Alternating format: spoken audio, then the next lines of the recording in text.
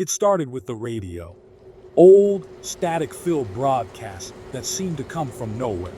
The DJ's voice was smooth, like honey poured over gravel, and he spoke of things no one could know. At first, it was dismissed as a prank, a glitch in the signal. But then the names started appearing. Names of people who had gone missing, whispered in the dead of night between the crackling static. The first to investigate was a local journalist, Sarah, who had a knack for the unknown.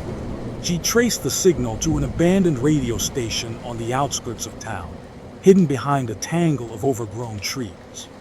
The building was a monolith of rust and decay, its windows shattered, and its door hanging like a gaping mouth. Inside, she found the studio intact, as if time had never touched it. The console was ancient, knobs rusted, dials cracked. But the microphone was new, gleaming under the faint moonlight that filtered through the broken ceiling.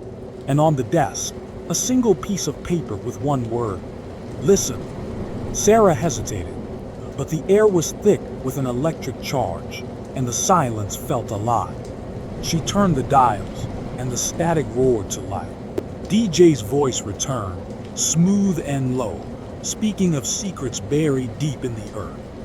Then, a name echoed through the speakers, Sarah's name. She spun around, but she was alone.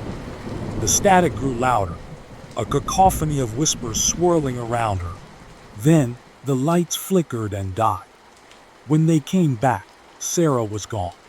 Days later, the radio crackled again. This time, it wasn't the DJ. It was Sarah's voice, trembling and distant. "I see things," she whispered. "Things that shouldn't be.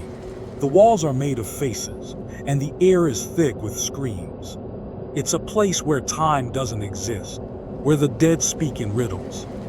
The broadcast continued, each more disturbing than the last. And then, they stopped. The town was left with silence, heavier than the static ever was. People began to vanish. One by one, they disappeared, leaving behind only the faint hum of the radio. Some say the broadcast never truly stopped. They're still out there, hidden in the static, waiting for someone brave enough to listen. But be warned, once you hear your name, you're gone. And in that place, the walls are made of faces, and the air is thick with screams.